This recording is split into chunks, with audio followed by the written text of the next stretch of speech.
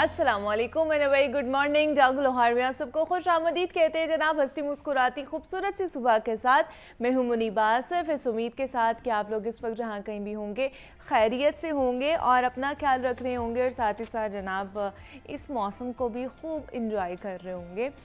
कल का मौसम बड़ा अच्छा था। सुबह हमने देखा कि हवाएं भी चल रही थी, धूप भी निकली हुई थी, लेकिन अचानक से ही मुख्तलिफ़ इलाकों में बारिश बरसी है और बारिश होने की वजह से काफ़ी हद तक मौसम जो है वो खुशगवार हो गया। लेकिन आज भी सुबह ही हमें दोबारा से सूरज जो है वो दिख रहा है, तो देखते हैं आने वाले टाइम में कि बारिश आज भी होती है कि नहीं होती। उस हवाले से हम बात भी करेंगे मौसम की। लेकिन अभी अपने प्रोग्राम में आगे बढ़ते हैं और आपको बताएं कि दुनिया में कोई भी चीज़ ना हादसाती तौर पर नहीं होती है, बल्कि एक हादसे के पीछे भी कई सिलसिले, कई कहानियाँ जुड़ी हुई होती हैं।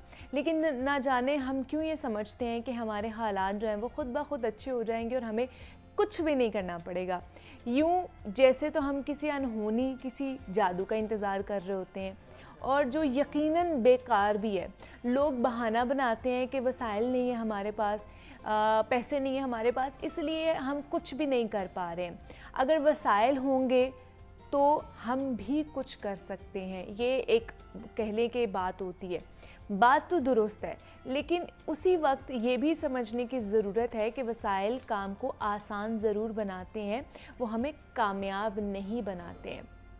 आपने देखा होगा कि बहुत से लोग हैं तमाम किस्म की सहूलियात होने के बावजूद भी नाकाम रहते हैं।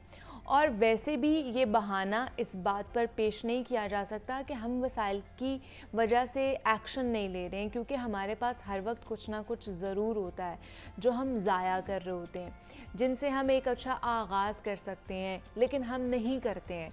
सबसे बड़ी चीज़ जो हम ज़ाया कर रहे होते हैं वो हमारा वक्त है। लेकिन लोग जो है ना, दरअसल सफ़र के लिए अपना पहला कदम उठाने से डरते हैं, हिचकिचाते हैं। जबकि मीलों का फ़ासला भी तय करना होना तो हमें अपना पहला कदम उठाना ही पड़ता है। कोई भी कामयाबी हासिल करनी पड़े उसके लिए हमें रिस्क लेना पड़ता है। तो ऐसे वक्त में हमें दस्तयाब वसाइल से ही आगाज़ करना पड़ता है। ज़हन में रखें कि कामयाबी के चंद मखसूस असूल हैं और इनमें से सबसे अहम जो असूल है वो है वसाइल की दस्तयाबी नहीं बल्कि अज़्म है।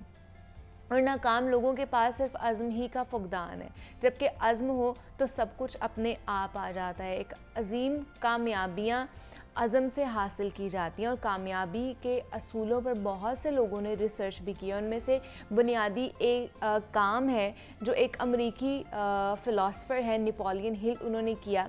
उसने कई सालों तक हज़ारों कामयाब और नाकाम लोगों का मुतालिया किया। फिर उसने अपनी रिसर्च को एक किताब थिंक एंड ग्रो रिच में लिखा और उसके मुताबिक कामयाबी और तरक्की में आला तालीम, आला डिग्री, जहानत, महारत, हुनर का जो किरदार है सिर्फ़ और सिर्फ 15% होता है, जबकि आपके अज़्म का या मुस्बत रवैये का जो किरदार है वो 85% तक है। यानी आपका जो 85% कामयाबी सिर्फ़ और सिर्फ आपके पुरअज़्म होकर सिर्फ एक पुख्ता इरादा बनाकर हासिल किया जा सकता है। तो अब अगर आप वाकई ही कामयाब होना चाहते हैं ना, तो पहले इस कामयाबी के बारे में सोचें जो आपको चाहिए, अपनी ज़िम्मेदारी कबूल करें, अपनी तकदीर के आप ख़ुद मालिक हैं और ये ठान लें कि आपने जो भी करना है ना इन्हीं हालात में करना है। कोई दूसरा आपकी ज़िंदगी, आपके हालात बदलने के लिए नहीं आएगा, ना ही आपको कोई नई ज़िंदगी मिलेगी जिसमें जाके आप कामयाब हो सकते हैं या अपनी हालात बदल सकते हैं। पहले ये देखें कि आप क्या हासिल करना चाहते हैं, आप ज़िंदगी में बनना क्या चाहते हैं। फिर उसके लिए आप मंसूबा बनाएं, प्लानिंग करें और उस पर अमल करना शुरू कर दें। एक्शन बहुत ज़रूरी होता है किसी भी चीज़ के लिए, क्योंकि मंसूबा कितना ही अच्छा क्यों ना हो, जब तक आप उस पर अमल नहीं करेंगे, जब तक आप उसके ऊपर एक्शन नहीं लेंगे, पहला कदम नहीं उठाएंगे, कामयाबी हासिल नहीं हो सकती है। ये भी जहन में रखें कि कोई भी कामयाबी आसानी से नहीं मिलती है, बल्कि उसके रास्ते में बहुत सी रुकावटें आती हैं, बहुत से मसाइल होते हैं जिनको हमें हल करना पड़ता है। और मौजूदा वसाइल से बार बार कोशिश करें, आपको अपनी कामयाबी का रास्ता ख़ुद समझ आ जाएगा, خود آپ اپنی کامیابی ضرور ڈھونڈ پائیں گے. آپ یہ بالکل سوچنا بند کر دیں کہ ہمارے پاس زیادہ پیسہ آئے گا, ہمارے پاس زیادہ وسائل آئیں گے, ہمارے پاس زیادہ چیزیں آئیں گی, تب ہم اپنی کامیابی کے راہ پر گامزن ہو سکتے ہیں یا اپنی کامیابی حاصل کر سکتے ہیں. ایسا نہیں ہے. جتنے آپ کے پاس ابھی وسائل ہیں, جتنی چیزیں آپ کے پاس ہیں, جتنے ایکسپنسز آپ کے پاس ہیں, جتنا فائنینشیل آپ کے پاس ابھی کچھ بھی ہے, آپ اسی سے جو ہے نا سٹارٹ کر سکتے ہیں. صرف ایک کک سٹارٹ چاہیے ہوتا ہے آپ کو, تبھی جا کے آگے آپ کامیاب ہوتے ہیں اور آپ کی ویلتھ کے اندر, آپ کی فائنینشیل سٹیبلٹی کے اندر اضافہ ہوتا ہے. تو اس لیے یہ جو کہتے ہیں نا کہ بھائی جب ہمارے پاس آئے گا تو تب ہم کچھ کر سکتے ہیں, وہ صرف بہانے دے رہے ہوتے ہیں اور کچھ بھی نہیں کر رہے ہوتے. انہوں نے جب ان کے پاس آ بھی جائیں گے وسائل تب بھی انہوں نے کچھ نہیں کرنا ہے. جنہوں نے کرنا ہوتا ہے نا وہ کہہ لیں کہ بغیر لائٹ کے, بغیر پنکھے کے اور ہر چیز بغیر کسی بھی وسائل کے نا کچھ کر کے دکھا دیتے ہیں. اگر کسی نے کرنا ہوتا ہے, کسی کے اندر جذبہ ہوتا ہے, عزم ہوتا ہے کچھ کرنے کا, تو وہ پھر یہ مٹیریلسٹک چیزیں نہیں دیکھتے ہیں, وہ پھر کر کے دکھاتے ہیں اور پھر وہ اپنی چیزیں خود بناتے ہیں. تو اس لیے آپ کو بھی اسی راہ پر گامزن ہونا چاہیے, نہ کہ بہانے بازیاں جو ہے وہ ہمیں کرنی چاہیے. اب آگے بڑھتے ہیں, کچھ بات کر لیتے ہیں جناب مس پاکستان کے حوالے سے. یا جب بھی کبھی ہم لوگ مسٹر پاکستان یہ والا لفظ سنتے ہیں نا تو فوری طور پر ہمارے ذہن میں ایک اسکیچ سا بن جاتا ہے کہ شاید یہ کسی باڈی بلڈنگ کے حوالے سے بات ہو رہی ہے, کہ شاید یہ مسٹر پاکستان ہوگا.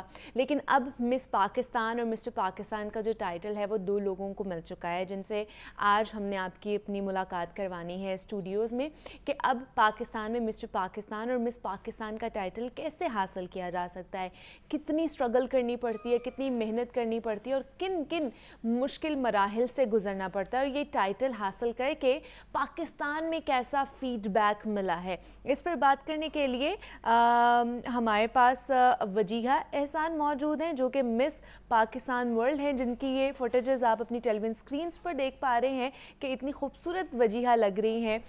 گرین کلر کی انہوں نے میکسی پہنی ہوئی ہے اور یہ سیریمنی ہوئی تھی اور وہاں پر ان کو کراؤن پہنایا گیا اور یہ سیش بھی پہنائی گئی مس پاکستان ورلڈ کی 2024. اور اس کے ساتھ ساتھ عثمان جنجوعہ بھی ہیں جو کہ مسٹر پاکستان ورلڈ 2024 کا ٹائٹل انہوں نے جیتا ہے. تو یہ دونوں ہمارے ساتھ اسٹوڈیوز میں موجود ہیں جن سے ہم بات بھی کریں گے اور ان سے پوچھیں گے بھی کہ ان کا یہ جو سفر ہے, ان کی جرنی ہے, کس طرح کی رہی ہے اور آگے فیڈ بیک ان کو کس طرح کا مل رہا ہے. تو وجیہہ آپ کو ویلکم کہتی ہوں جاگو لاہور میں, کیسی ہیں آپ؟ بالکل ٹھیک. اور اس کے ساتھ ساتھ عثمان نے بھی ہمیں جوائن کیا. عثمان آپ کو بھی ویلکم کہتی ہوں جاگو لاہور میں, کیسے ہیں آپ؟ اور آپ دونوں کو کانگریچولیشنز. کیسی فیلنگ آ رہی ہے دونوں کو؟ بہت خوش ہے, بہت خوش ہے. اوکے, تو وجیہہ آپ کیسے اس میں پارٹیسپیٹ کیا, کیسے پتہ چلا کہ اچھا یہ کانٹیسٹ ہو رہا ہے تو میں نے اس میں پارٹیسپیٹ کرنا ہے؟ بڑی انٹرسٹنگ جرنی تھی اور تھوڑی چھوٹی بھی ہے اور بڑے مزے کی ہے کیونکہ اس سال مطلب I am from New Zealand, تو بیسکلی آئی لیو دیئر اور مجھے پتہ بھی نہیں ہے کہ پاکستان میں ایسی کوئی چیز ہوتی ہے. I have always heard Miss New Zealand, Miss Australia, you know, never heard کہ پاکستان میں ایسی کوئی چیز ہوتی ہے. لیکن جب میں نیوزی لینڈ میں تھی اس سال نیو ایئر کے بعد, میں نے ریسنٹلی مس آکلینڈ کا وہ دیکھا اور مجھے کال آئی کہ do you want to do Miss Auckland. تو میں نے اس میں اپلائی کر دیا. میں نے کہا yes why not. Actually miss Auckland میں نہیں, مس نیوزی لینڈ میں اپلائی کیا تھا. ٹھیک ہے. تو تھوڑی سی ایشوز تھے میرے پاسپورٹ کو لے کے جو ابھی تک آیا نہیں تھا. تو they said we would suggest you that you should go with Miss Auckland. تو فرسٹ ٹائم ہے, you should go and try. Like I am bored, so let's give it a go. اور بڑے مزے سے میں نے اپلائی کر دیا جنوری میں. اوکے. تو 4-5 مہینے مس آکلینڈ چلا. تو مجھے بڑی مطلب ہر سنڈے ٹریننگ ہوتی تھی اور بڑی ایک انٹرسٹنگ جرنی تھی. اور وہاں سے مجھے ایک ٹائٹل بھی ملا تھا مس آکلینڈ سوشل میڈیا کوئین 2024 کا. تو ایک مزہ سا آنے لگا کہ یو نو کہ بڑے مزے کی دنیا ہے, نئے دوست بن رہے ہیں, نئے لوگ مل رہے ہیں, اور دوسرا فیم بھی مل رہا ہے, لوگ پہچان رہے ہیں آپ کو. فیم تو ایک ہے, فیم تو ایک انٹرسٹنگ چیز ہے. اور ہم ایک بڑے اچھے سے اپنے پاکستان کا نام روشن کر رہے تھے کیونکہ وہاں پہ میں جس کو بھی بتاتی تھی کہ آئی ایم پاکستانی, وہ بولتے تھے you are the first ever Pakistani in the history of New Zealand جس نے اس مس آکلینڈ یا مس نیوزی لینڈ میں پارٹیسپیٹ کیا اور ریپرزینٹ کر رہے ہیں. تو ایون افغانیز ہیز ڈن اٹ. تو مجھے ہمیشہ ہوتا تھا کہ یار میں پہلی پاکستانی ہوں. انہیں دنوں میری جو مس پاکستان ورلڈ کی ٹیم ہے انہوں نے مجھے کانٹیکٹ کیا اور وہاں میری بات شروع ہوئی. So they saw my profile and then they're like, why are you doing Miss Auckland? You should be doing Miss Pakistan. You should be representing Pakistan. Okay. तो फिर उसके लिए आप पाकिस्तान आई? उसके लिए पाकिस्तान नहीं आई, तो मेरी उनसे थोड़ी बात चलती रही 1-2 महीने, थोड़ा शोर नहीं था क्योंकि यू नो पाकिस्तान में ये चीज़ अभी नई है और लोग अभी तक इस चीज़ को एक्सेप्ट नहीं कर पा रहे हैं। तो उन्होंने बड़े अच्छे से मुझे समझाया कि नहीं, लोग एक्सेप्ट करेंगे, आप अच्छे से प्रेजेंट करो और आओ। तो फिर वहाँ से एक पूरी जर्नी शुरू हुई सिलेक्शन की, प्रोसेसिंग की। तब तक यकीन ही नहीं था, जब तक 31st को क्राउन नहीं मिला, वहाँ से फ्लाइट लेकर आए, तब भी यकीन नहीं था। लोग मुझे बोल रहे क्यों आए हो, तो मैं किसी को बताती ही नहीं थी कि मैं मिस पाकिस्तान के लिए आई हूँ। किसी को यकीन ही नहीं होना था और मुझे भी नहीं था जब तक क्राउन नहीं मिला। तो फिर आपको यकीन आ गया कि ना वो यू आर मिस पाकिस्तान? अब थोड़ा थोड़ा आने लग गया, अब लोग पहचानने लग गए हैं। अब लोग कहीं भी जाओ तो बोलते हैं मिस पाकिस्तान। तो चलो दैट्स गुड। तो उस्मान, आपकी जर्नी कैसे स्टार्ट हुई? आप इंटरनेशनल मॉडल हैं, लंदन टू पाकिस्तान आपका ये जर्नी है, तो कैसे स्टार्ट हुई? आपकी भी इसी तरह एक्सीडेंटली या आपने भी शुरू से सोचा हुआ था?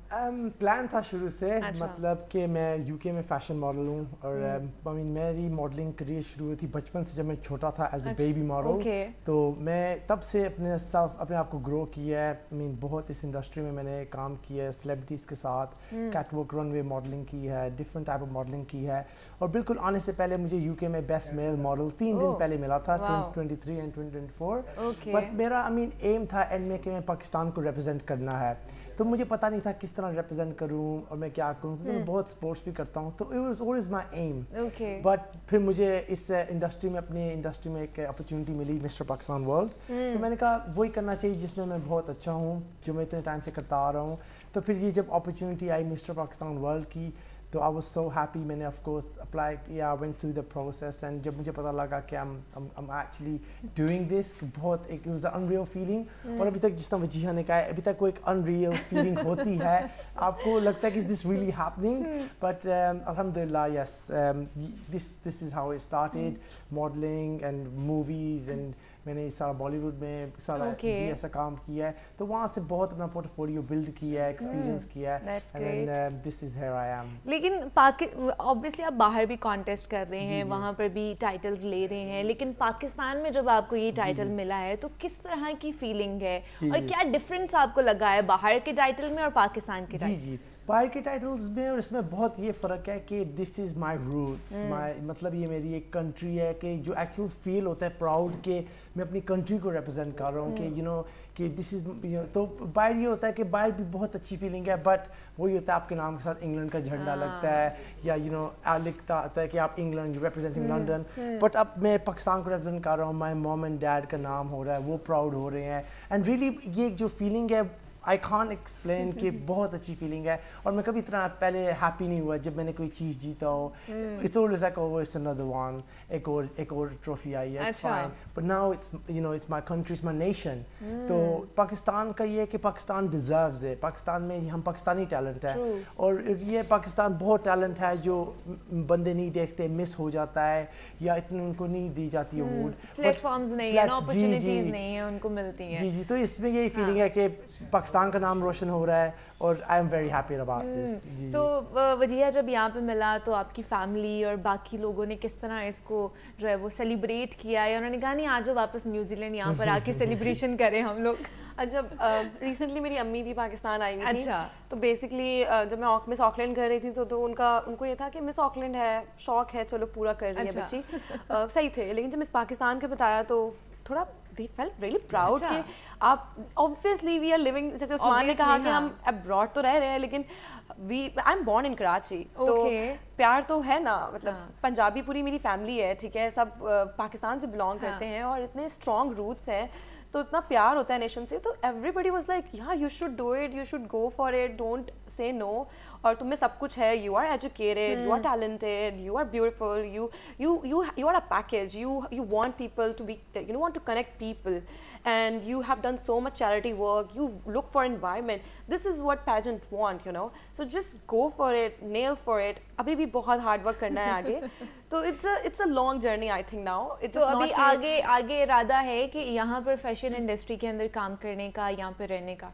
ابھی پہلے تو میرا تھوڑا ہر کسی کو میں بول رہی تھی نہیں, بٹ اب اتنی اچھی اچھی آفرز آ رہی ہیں تو اب میں تھوڑا سوچ رہی ہوں اچھے پروجیکٹس ہوں گے جن سے ہم پاکستان کا نام روشن کر سکیں تو ضرور, کیونکہ ہماری ڈرامہ انڈسٹری اتنی بڑی ہے کہ انٹرنیشنلی اگر میرے جتنے انڈین فرینڈز ہیں باہر, they watch Pakistani dramas, they follow them اتنے پیار سے, اور جیسے میں کسی سے ملتی ہوں تو وہ مجھے, کیونکہ ہمارے نا بڑے کہتے ہیں کہ بیسک ہوتے ہیں اور ٹارگیٹڈ ہوتے ہیں, جی ان کے 300 400 500 ایپیسوڈ پہ چل رہا ہوتا ہے, اتنا لمبا چل جاتا ہے ان کا ڈرامہ, سمجھ ہی نہیں آتی ہے, اور ان کے ڈراماز کافی فیک بھی ہوتے ہیں, ہمارے لوگوں سے کنیکٹ کرنے بنائے جاتے ہیں جو ٹرو سٹوریز ہیں, تو why not, I think if it's a good project. Okay, اچھا دوسرا بڑی انٹرسٹنگ سی چیز ہے دونوں کے ساتھ کہ آپ سافٹ ویئر انجینئر ہیں, آپ کا ایجوکیشن بیک گراؤنڈ یہ ہے اور آپ کا ایجوکیشن بیک گراؤنڈ ہے ڈاکٹر, آپ نے MBBS کیا ہوا ہے, تو دونوں کا ڈفرینٹ ہے اور پروفیشن آپ لوگوں نے ڈفرینٹ آپٹ کیا ہے, تو ٹینشن نہیں ہوتی ہے؟ جی وہ ایجوکیشن تو اب میرا always انٹرسٹ تھا کہ میں نے ہمیشہ ایجوکیشن کرنی ہے, something to میرا تھا کہ اگر نیا چلا to fall back on, but میں نے شروع سے میرا شوق تھا ماڈلنگ کا, اور جس طرح میں ایز اے بیبی, مطلب میں جب 3-4 سال کا تھا میں نے تب سے ماڈلنگ شروع کی تھی, ایز ان میری ماں مجھے لے کے گئی شوٹس, تو تب سے I've got a portfolio of 20 something years, تو it's a very long time میں کرتا رہا ہوں, بٹ ایجوکیشن is something جو میرے مام ڈیڈ نے ہمیشہ مجھے کہا تھا زندگی میں کبھی ویسٹ نہیں ہوتی پڑھائی جو ہوتی ہے, تو آف کورس اپنا پیشن رکھو, دس از مائی پیشن, کیونکہ پیشن ایک ایسی چیز ہے کہ آپ روز اٹھتے ہو آپ کو کرنا ہے. اب جو میں نے MBBS وغیرہ کیا تھا, do I want to do that every day? Not really. Like, you know, I love it, but not really. But what do I really want to wake up every day? میں کیا کرنا چاہوں گا, which is this. تو آپ کو جس چیز میں پیشن ہے اس کو کرنا چاہیے, اور دوسرا یہ کہ آپ کو یہ بھی نہیں کرنا چاہیے کہ اگر اچھا آپ نے ماڈل بننا ہے یا کچھ اور کرنا ہے تو آپ نے پڑھائی پہ دھیان نہیں دینا ہے, آپ کو وہ بھی ساتھ ساتھ پیرللی لے کر چلنا ہے, ایجوکیشن از مسٹ. تو آپ کا بھی یہی تھا کہ آپ نے ماڈل تو بننا ہے لیکن اپنا ایجوکیشن جو ہے نا وہ بھی کرنی ہے پوری. میرا تو تھا, لیکن بچپن سے امی ابو جیسے عثمان نے کہا ہے کہ پڑھائی ضائع نہیں جاتی, اور امی ہمیشہ یہ کہتی تھی بیٹا پڑھے لکھے ہوگے نا تو لوگ آپ کے پاس آئے گی, ورنہ آپ لوگوں کے پاس جاؤ گے.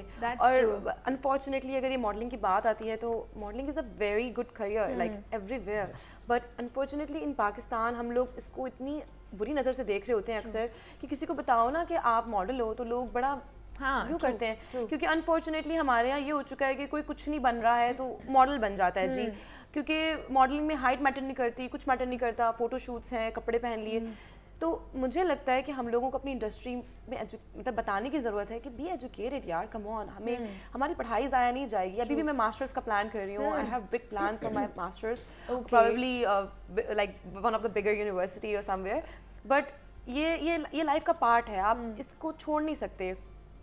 اس کی وجہ سے آپ کی اور زیادہ گرومنگ ہوتی ہے, آپ کی اور زیادہ عزت ہوتی ہے سوسائٹی کے اندر, اس سے آپ زیادہ آگے بڑھتے ہیں, ترقی کرتے ہیں, اس سے آپ کا کوئی نقصان نہیں ہوتا ہے. خیر, مس پاکستان ورلڈ 2024 وجیحہ احسان اور ہمارے ساتھ عثمان جنجوعہ موجود تھے. Wajiha, thank you so much for coming here. Usman, thank you, آپ لوگوں نے ٹائم نکالا ہمارے لیے اور آپ یہاں پر آئے, اور بیسٹ آف لک, آپ اسی طرح آگے بڑھتے جائیے اور پاکستان کو ریپرزینٹ کریے. اور جناب اب کچھ بات کر لیتے ہیں گرم موسم کے حوالے سے, کیونکہ پچھلے کافی دنوں سے جناب جو موسم ہے وہ اس میں اضافہ ہی ہوتا جا رہا ہے, تو اس کی وجہ سے کافی حد تک ایک چیز بتائی جاتی ہے کہ آپ پلانٹیشن زیادہ کریں, اور پودے ویسے بھی گھروں کو خوشنما بناتے ہیں, لیکن ان میں کئی ایسے پودے بھی موجود ہیں جو ہمیں صحت مند رکھنے کے ساتھ ساتھ ہمارے گھروں کو گرمی سے بھی بچاتے ہیں.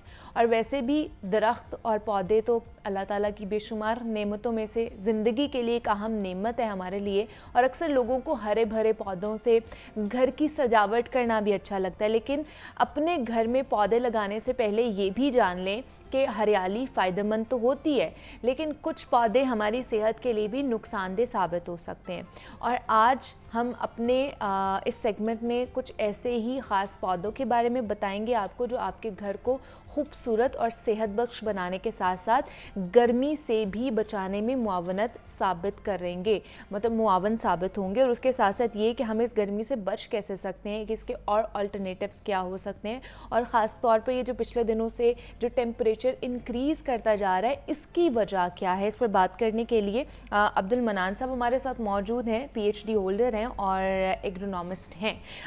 मनान साहब आपको वेलकम कहती हूँ जागुल हार में, कैसे हैं आप? अल्हम्दुलिल्लाह, आप बताइए। मैं भी बिल्कुल ठीक ठाक। मनान साहब सबसे पहले तो बताइए, जो पिछले दिनों से अभी तो उस तरह की गर्मी पड़ी नहीं है, लेकिन जो गर्मी शुरू हुई है इतनी गर्मी पड़ रही है, इंक्रीज़ करता जा रहा है टेम्परेचर, तो आने वाले दिनों में तो पता ही नहीं क्या ही होगा हमारा। तो ये वजह क्या है इसकी कि एकदम इतना टेम्परेचर इंक्रीज़ कर रहा है? मुनीबा, जैसे जैसे हम एफॉरेस्टेशन करते जाएंगे, अच्छा, हम अपने प्लांट्स को कट करते जाएंगे, अर्बनाइजेशन करते जाएंगे, वैसे वैसे हमारा टेम्परेचर इंक्रीज़ होता जाएगा।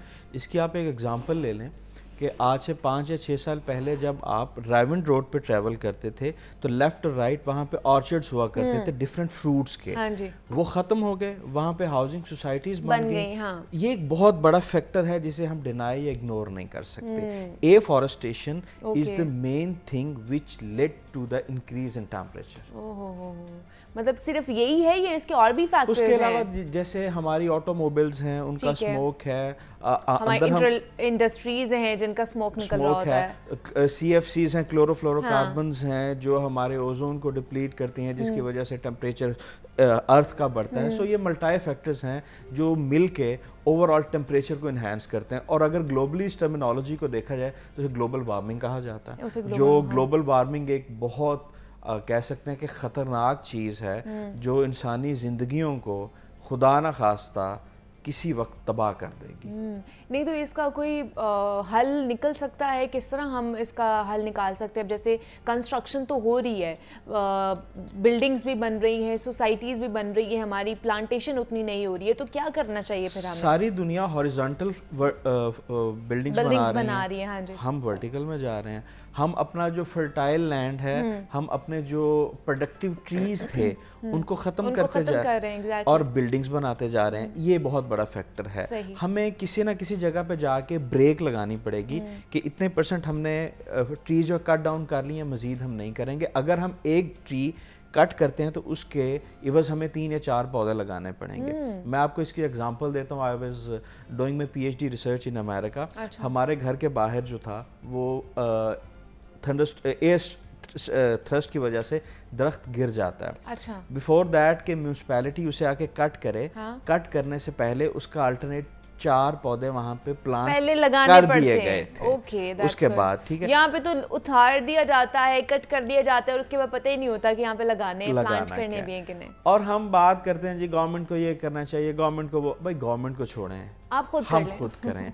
वरना शिकवाए जुल्मत शब से तो कहीं बेहतर था अपने हिस्से की कोई शम्मा जलाते जाते। हमें खुद करना पड़ेगा, हमें प्लांटेशन की तरफ आना पड़ेगा, हमें वो सारी टेक्निक्स अडॉप्ट करनी पड़ेंगी जिसकी वजह से हमारे सॉइल का टेम्परेचर इंक्रीज़ करता है। जब सॉइल का टेम्परेचर इंक्रीज़ करता है उसका इम्पैक्ट हमारे मूड पे आता है, हमारी तबीयतों पे आता है। इसकी आप एग्जांपल ले लेना, जब सिग्नल पे खड़े होते हैं, आप गाड़ी में बैठे होते हैं, आपका AC ऑन होता है, जो बाइक पे होता है आप उसे एक दफ़ा हॉर्न करें तो वो आपको कैसे पड़ता है? बिल्कुल ऐसे ही है। सो ये इम्पैक्ट है सारा।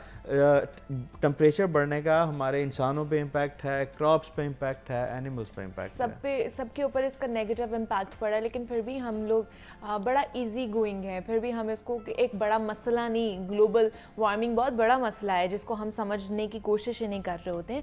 तो फिर इसका एक यही हल है, प्लांटेशन की जाए। किस तरह प्लांटेशन की जाए? अब जिस तरह गर्मी है, अब गर्मी का तोड़ यही है कि जनाब हर कोई ये कह रहा है कि अपने घरों के बाहर भी प्लांटेशन करे, इंडोर भी प्लांटेशन करे। सबसे पहले तो बताइए कि माहौल दोस्त और इंसान दोस्त कौन कौन से पौधे हैं जो लगाए जा सकते हैं? यार ये मिथ बनी हुई है कि कुछ माहौल दोस्त हैं, कुछ इंसान दोस्त हैं। ये मिथ है। सारे पौधे माहौल दोस्त भी हैं, इंसान दोस्त भी हैं। अभी आपके प्रोग्राम के तवज्जुह से मैं बात करूंगा, कोनोकार्पस एक पौधा है। अच्छा। जब आप ग्रीन बेल्ट्स पे देखते हैं वहाँ पे होता है। उसके बारे में कहा जाता है जी कि ये तो डेंजरस है, ये है, ऐसे है, वैसे है। इस तरह की कोई बात नहीं है। वो ड्राउट में प्रिवेल कर लेता है पौधा। जहाँ पे अगर खुदा ना खास्ता पानी ना भी मिले उस पौधे को तो वो ग्रो कर जाता है। अल्लाह ताला ने प्लांट्स के अंदर भी क्वालिटीज रखती हैं। कुछ इस तरह के पौधे हैं जो पानी ना हो तो भी ग्रो कर जाते हैं, कुछ इस तरह के पौधे जिन्हें पानी की ज्यादा जरूरत होती है, कुछ इस तरह के पौधे हैं जिन्हें पानी मिल जाए तो भी ठीक है, ना मिले तो भी ठीक है। तो मतलब हमें प्लांट्स पे फोकस करना चाहिए। ये नहीं सोचना चाहिए कि ये इंसान दोस्त है, ये माहौल दोस्त है। जब हम प्लांट्स को सिलेक्ट करते हैं अपने घरों या लॉन के लिए तो हमें 2-3 चीज़ें ज़हन में रख लेनी चाहिए। वो ये, एक तो ऑर्नामेंटल्स हैं, पाम्स हो गए, फाइकसिस हो गए, XYZ जो हमारे खूबसूरती बढ़ाते हैं। انہیں بھی ہم مائنڈ میں رکھ سکتے ہیں. لیکن میں سجیسٹ کرتا ہوں کہ اگر آپ اپنے گھر کے لان میں پودے لگانے جا رہے ہیں so you must select those plants جو آپ کو فروٹس بھی دیں. اچھا. ان ریٹرن آپ کو فروٹ دیں. لائک لاہور کی بات کریں, یہاں پہ انجیر, فگ جسے ہم کہتے ہیں, بڑا اچھا گرو ہوتا ہے. صحیح. یہ انوائرمنٹ اس کے لیے بڑا سوٹیبل بن گیا. مطلب ہمارے مطلب کوئی گرمی ہو سردی ہو کوئی اسے فرق نہیں پڑتا, وہ لگا سکتے ہیں, وہ انوائرمنٹ فرینڈلی ہے. گوابا جسے امرود کہتے ہیں وہ لاہور میں بہت اچھا گرو کرتا ہے. ڈفرینٹ ٹائپ آف سٹرسز ہیں جس میں آپ کا موسمی آ جاتا ہے, آپ کا مالٹ آ جاتا ہے, آپ کا گریپ فروٹ آ جاتا ہے, لیمن بھی لیمن آ جاتا ہے. یہ سارے یہ لاہور میں نائسلی گرو کر سکتے ہیں. مینگو لاہور میں گرو ہو سکتا ہے. اچھا. ٹھیک ہے. جیمن لاہور میں گرو ہو سکتا ہے. کیوی فروٹ ہے وہ یہاں پہ آپ لگا سکتے ہیں. مطلب ورائٹی ہے پلانٹس کی جسے آپ اپنے لانس میں لگا سکتے ہیں نا. سو جب آپ لگاتے ہیں تو 2-3 سال کے بعد ایک تو اس کا امپیکٹ آپ کے انوائرمنٹ پہ آنا ہی آنا ہے. اس سے ہٹ کے آپ کو آپ کے کچن کے لیے ایڈیبل فروٹس بھی اویلیبل ہوتے ہیں نا. آپ ہیلدی ایکٹیویٹی بھی ہے جس میں آپ خود انگیج رہ سکتے ہیں, آپ اپنے بچوں کو انگیج کر سکتے ہیں, ان کی لرننگ ہو سکتی ہے اور وہ انوائرمنٹ سے ایکلیمیٹائز ہو جاتے ہیں. انہیں انوائرمنٹ کے بارے میں پتہ چل جاتا ہے that how to grow the plants. اب ایک بچہ اسے یہ نہیں پتا کہ یہ گوابا ہے یا یہ جیمن ہے, یہ کہاں سے آتا ہے. جب وہ اس پودے کو لگنے سے لے کے ہارویسٹ تک یا پکنگ تک دیکھے گا تو پورا ایکو سسٹم اس کے مائنڈ میں فٹ ان ہو جائے. اور وہی جو ساری چیزیں جو آپ اسکول میں پڑھا رہے ہوتے ہیں بچوں کو تو وہ بڑے اچھے طریقے سے وہ پک کر رہے ہوتے ہیں, یا ان کو کہہ لیں کہ پریکٹیکل ان کا ہو رہا ہوتا ہے اگر گھروں میں یہ ساری چیزیں ہو رہی ہوتی ہیں. اچھا دوسرا مجھے یہ بھی بتائیں منان کہ یہ تو ہم نے بات کر لی کہ آپ لان میں کس طرح کے پودے لگا سکتے ہیں. اب انڈور پودوں کی بھی بہت زیادہ بات ہو رہی ہے, پلانٹس لگانے چاہیے, اس میں کون کون سے پلانٹس لگا سکتے ہیں؟ انڈور میں بھی ورائٹی ہے. لوگ ربر پلانٹ لگا لیتے ہیں, منی پلانٹ لگا لیتے ہیں, اسنیک پلانٹ بھی آج کل بہت زیادہ چل رہا ہے, وہ چل رہا ہے. اس کے بعد ایک برڈ آف پیراڈائز فلاورز ہے. برڈ آف پیراڈائز بڑا خوبصورت وہ ہوتا ہے, فلاور ہوتا ہے نا, وہ لگا لیتے ہیں اپنے گھروں کے اندر. ڈفرینٹ ٹائپ آف فائکسز ہیں, ڈفرینٹ ٹائپ آف پامس ہیں. یہ اب آپ کے چوائس پہ ڈپینڈ کرتا ہے. اب ایک آدمی ہے جسے روکھی سوکھی چیزیں پسند ہیں تو وہ تو obviously he will go for the کیکٹسز. اب کیکٹس بھی ٹائپ آف پلانٹ ہے, اس کا بھی وہی ہے. اب کیکٹس کو پانی نہ بھی دیں تو وہ گرو کر جاتا ہے. ایلو ویرا ہے, ایلو ویرا آپ اپنے رومز کے اندر گرو کر سکتے ہیں. آپ جس طرح ٹیمپریچر آج کل ایئر کنڈیشن ہمارا چلتا ہے, ٹیمپریچر ایلو ویرا کے لیے ٹھیک ہوتا ہے. آپ کو سلائٹ واٹرنگ کرنی پڑتی ہے. لیکن کہتے ہیں کہ اس کو کہیں نہ کہیں دھوپ بھی چاہیے ہوتی ہے ایلو ویرا کی, ورنہ وہ جل جاتا ہے. یار اس میں یہ ہوتا ہے کہ آپ کو وینٹیلیشن اپنے روم میں رکھنی پڑتی ہے. آپ یہ نہیں کرتے کہ آپ اپنے روم کو بالکل بند کر دیتے ہیں. وینٹیلیشن تو اوبیسلی آپ کے روم میں ہوتی ہے نا, ونڈوز تو ہوتی ہیں ہمارے. اور یہ سجیسٹ کیا جاتا ہے کہ ان پلانٹس کو جتنا ہو سکتا ہے آپ لائٹ کے قریب رکھیں. اگر آپ دھوپ نہیں لگوا سکتے تو جتنا لائٹ کے قریب ہوگا اتنا نائسلی گرو کریں. اب ہمارے جو یہاں پر لگے ہوئے ہیں جو ہمیں نظر آ رہے ہوتے ہیں سفیدے کے, وہ کون سے والے ہیں؟ وہ واٹر لونگ پلانٹس ہیں. اچھا وہ واٹر لونگ. یہ اس کے بیک گراؤنڈ میں اگر جائیں تو جب یہ لگا تھا یہ ساری لینڈ جو واٹر لاگڈ تھیں. جب آپ ملتان روڈ پہ ٹریول کر رہے ہوں تو چیچا وطنی میں آپ کو ملتان روڈ سے چیچا وطنی لیفٹ اینڈ رائٹ آپ دیکھیں تو وہاں پہ بہت زیادہ یوکلپٹس لگا ہوتا ہے. مجھے جو پتہ چلا تھا, میری انفارمیشن یہ تھی کہ وہ واٹر لاگڈ ایریا تھا جہاں پہ سفیدہ لگایا گیا تھا. ایک وقت ایسا آتا ہے جب وہ زمین میں سے ساری واٹر لاگڈ اسٹیٹ کو ختم کر دیتا ہے. واٹر لاگڈ کا آپ کو آئیڈیا ہوگا کہ جہاں پہ زیادہ پانی ہوتا ہے یا لینڈ اتنی اچھی نہیں ہوتی, وہاں پہ سفیدے کو لگا کے اپنا پرپز فلفل کیا جاتا ہے. زمین سے پانی کو ابزارب کرنے کے لیے, واٹر کو, سوائل کو ریکلیم کرنے کے لیے. سو سفیدہ بھی اتنا برا درخت نہیں ہے, لیکن آج کل چونکہ پانی کی کمی ہے ہر جگہ پہ, ہمیں سفیدے سے اوائڈ کرنا چاہیے. لیکن یہ نہیں کہ سفیدے کو ایلیمینیٹ ہم بالکل نہیں کر سکتے, ایلیمینیٹ نہیں کر سکتے ہیں, لیکن یہ ہے کہ تھوڑا سا اوائڈ کریں. باقی جو جن کو پانی کی ریکوائرمنٹ کم ہے اس پہ ہمیں زیادہ فوکس کرنا چاہیے. اچھا دوسرا, کیا جو امریکن گھاس ہے وہ لان میں لگانی چاہیے؟ وہ جلدی گرو کرتی ہے اور نشو نما ہوتی ہے, یا وہ بھی نارمل ہی ہے؟ نہیں, وہ obviously American grass fast growing grass ہے. اچھا. ہمارے لان جب ہم ڈیزائن کرتے ہیں تو ایک چیز ہم سکپ کر دیتے ہیں, لینڈ پریپریشن. اچھا. جب آپ گھر بنا رہے ہوں اب جتنی اچھی فاؤنڈیشن رکھیں گے اتنا ہی اچھا آپ کا گھر بنے گا. ہم لوگ اپنا لان ڈیزائن کرتے ہوئے لینڈ پریپریشن کو مائنڈ میں نہیں رکھتے. اگر ہم نے سوائل اور لینڈ کو نائسلی پریپیئر کیا ہوا ہے دین ہم کہہ سکتے ہیں کہ وہاں پہ کوئی بھی گراس اگر لگا دیں تو وہ گرو کر جاتی ہے. پھر گھاس کی کیٹیگریز آ جاتی ہیں, کچھ برمودا ہے, کچھ فائن ڈھاکا ہے, کچھ امریکن ہے, کچھ کورینز ہیں. سو ان میں سے کیٹیگرائز کیا جائے, یس obviously American is the top of the list, but دوسری گراسز جو ہیں وہ بھی گرو کر سکتے ہیں. ہر گراس کا ایک اپنا کام ہے. جو ٹرف گراس ہے یا جو فائن ڈھاکا ہے گولف کورسز میں وہ علیحدہ استعمال کی جاتی ہے. سو ہر گراس کی کیٹیگری ہے, اکارڈنگ ٹو کیٹیگری اور اکارڈنگ ٹو یوز ہم گراس کو سلیکٹ کر سکتے ہیں. اچھا, لیکن اس وقت ٹاپ پہ جو ہے وہ امریکن ہے. امریکن ہے, دوسری گراسز بھی اچھی ہیں, بٹ یو نو امریکہ از امریکہ. ٹھیک ہے, لیکن کس طرح انسسٹ کریں گے لوگوں کو, کیا لاسٹ پیغام دینا چاہیں گے, کس طرح پلانٹیشن کرنی چاہیے؟ میں تو لوگوں کو یہی ریکویسٹ کروں گا, اپنا لان ڈیزائن کریں, پلانٹس لگائیں, گراس لگائیں. اگر آپ کے پاس زیادہ زمین ہے تو گراس لگا دیں, اگر کم ہے تو یار وہاں پہ آپ کچن گارڈننگ کی طرف جائیں. اچھا, اپنی آرگینک ویجیٹیبلز وہاں پہ گرو کریں. اپنا آپ وہاں پہ وہ کہتے ہیں نا پیاز, ٹماٹر, مرچیں جو بھی ہیں وہاں پہ گرو کریں. دھنیا, پنجابی میں دھنیا پودینہ جسے کہتے ہیں, وہ ہم باہر سے لیتے ہیں, اتنا کاسٹلی پڑتا ہے ہمیں, ٹھیک ہے, اور اس کی پیورٹی یا اس کی ٹریسیبلٹی کا ہمیں آئیڈیا نہیں ہوتا کہ کتنی وہاں پہ فرٹیلائزر یوز ہوئی ہے. ہمیں یہ کرنا چاہیے کہ ہم اپنے لان کے اندر گراس سے ہٹ کے کچن گارڈننگ کو پروموٹ کریں. ہاں, کچن گارڈننگ, کیونکہ جو کہ بڑی ایزیلی ہے اور آپ اس کو اچھے طریقے سے مینیج بھی کر سکتے ہیں. تو ہمارے ساتھ عبد المنان موجود تھے اور ہم بات کر رہے تھے کہ کس طرح ہم نے اپنے ماحول کو جو ہے نا وہ صاف ستھرا بنانا ہے اور کس طرح پلانٹیشن ہم نے کرنی ہے, انڈور بھی اور آؤٹ ڈور بھی. منان, بہت شکریہ آپ کے وقت کا کہ آپ یہاں پر آئے. یہاں پہ بریک لیتے ہیں, ملتے ہیں اس بریک کے بعد.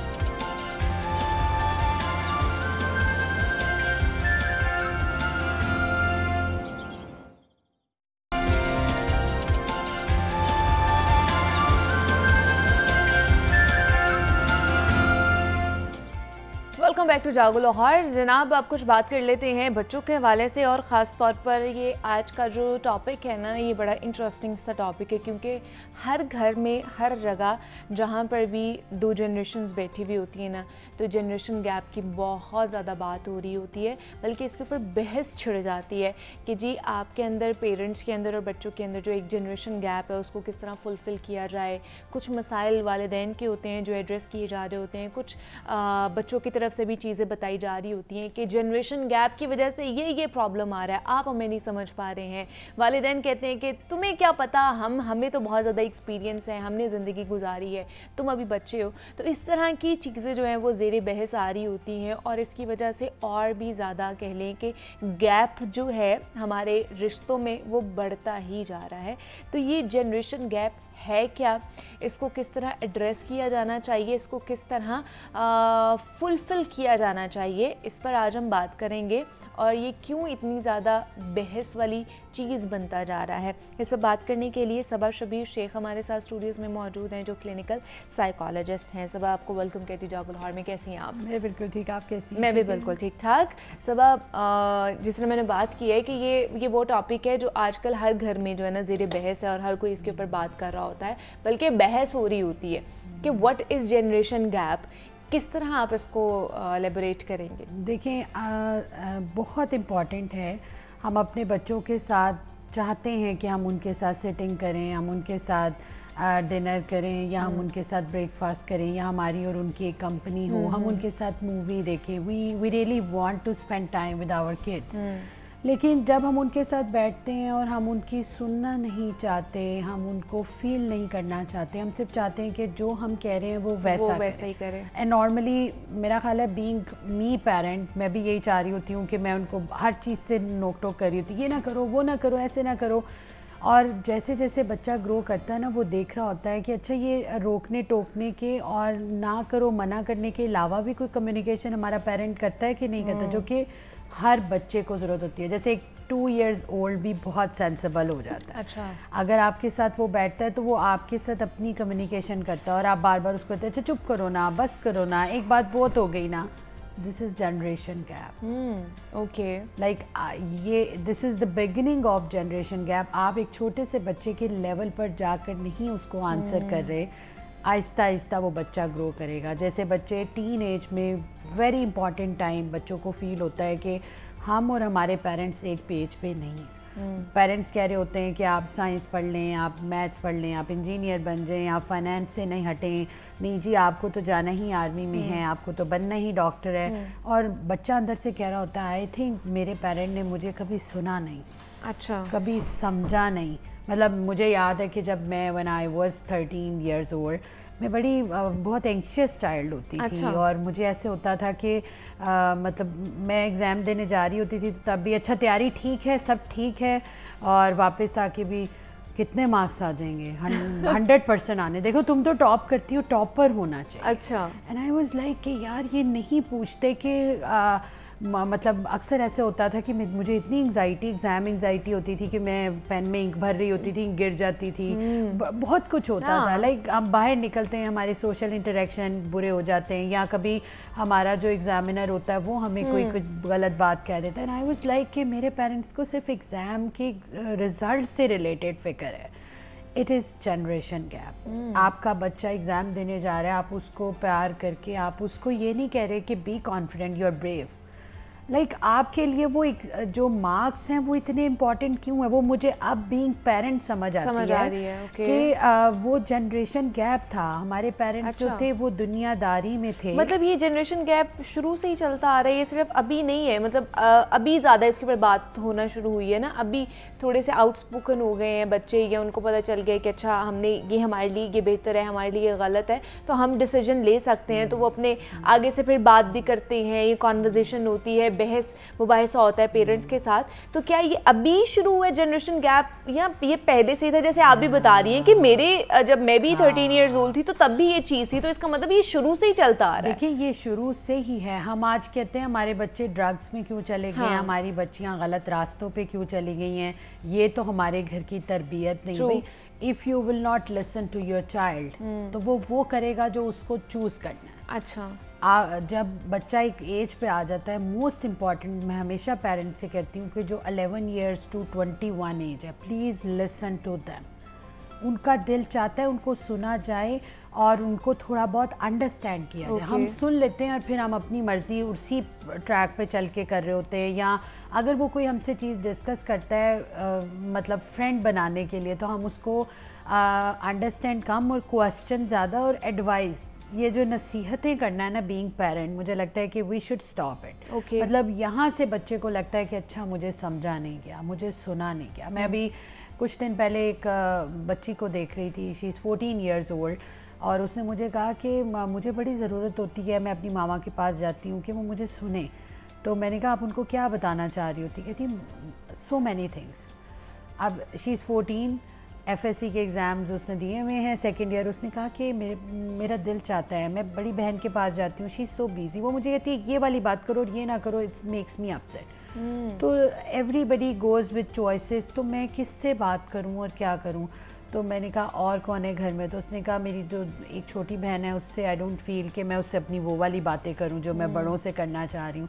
इट्स मीन कि ये जनरेशन गैप आ गया ना, कि जब आपको समझ नहीं आ रही कि सुनना क्या है, फिर जैसे जैसे बच्चा बड़ा होता है उसकी एक चॉइस डेवलप होती है कि खाने में, पहनने में, चलने फिरने में, तो उसको भी रोक टोक करना, ये गलत है, वो गलत है, ऐसे गलत है, वैसे गलत है। मतलब आप ये देखें कि उसने अपने जैसे 20 बच्चों में जाकर बैठना है, अगर वो उसका कंपैटिबल नहीं होगा तो वो वहाँ कैसे बैठेगा? मतलब अक्सर मैं देखती हूँ घरों के माहौल, पढ़ाना अच्छे स्कूल में अच्छी लेकिन घर का माहौल बिल्कुल डिफरेंट होता है। एग्जैक्टली आप ये करके जाओ, वेल करके जाओ, या वेल नहीं भी तो आप, मतलब डिफरेंट चीज़ें कुछ घरों में ऐसी चल रही होती हैं जो कि उस बच्चे के उस जिस जगह उसने सिटिंग करनी जो बिल्कुल उसकी पर्सनालिटी को भी वो कर देती ना, कंफ्यूज कर देती कि मैं किसको ऑप्ट करूँ। मैं जो स्कूल में मेरे साथ एनवायरनमेंट होता है, जो सारी चीज़ें हो रही होती है मैं उसको करूँ, या जो घर में सारी चीज़ें हो रही हैं उसको करूँ। देखिए पेरेंट बुरा नहीं है, लेकिन उनको समझ नहीं आती कि हम कैसे चलें। मतलब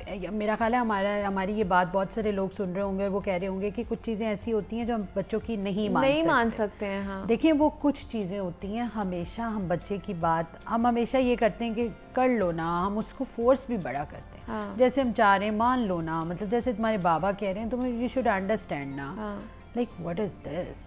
आप उस बच्चे से भी पूछो ना कि अच्छा आप क्या चाहते हैं या आप क्या चाहती हैं, मैं I try to make your other parent understand ये बात।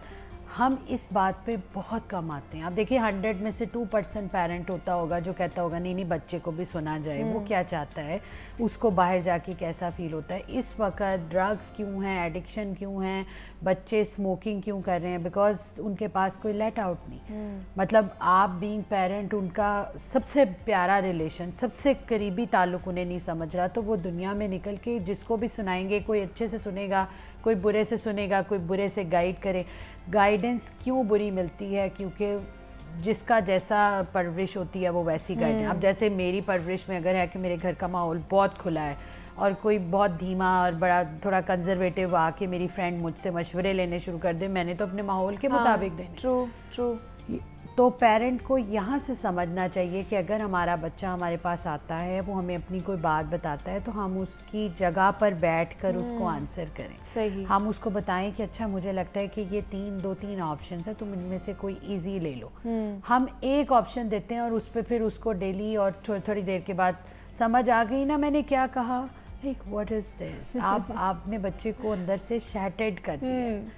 और मुझे लगता है ये बड़ी इंपॉर्टेंट एज होती है, इसमें हम गलत भी करते हैं, अच्छा भी करते हैं, वी लर्न अ लॉट। लेकिन ये वाली जो एज है जिसने आपने कहा कि 11 से 21 तक, इस एज में ख़ास तौर पर पेरेंट्स ये सोच रहे होते हैं कि बच्चों को नहीं पता कि उनके फ्यूचर के लिए क्या बेहतर है। हम जो बताएंगे, क्योंकि हमने ज़्यादा उनसे एक्सपीरियंस लिया हुआ है, ज़िंदगी ज़्यादा देखी हुई है, तो हम ज़्यादा अच्छे तरीके से फ़ैसला कर सकते हैं।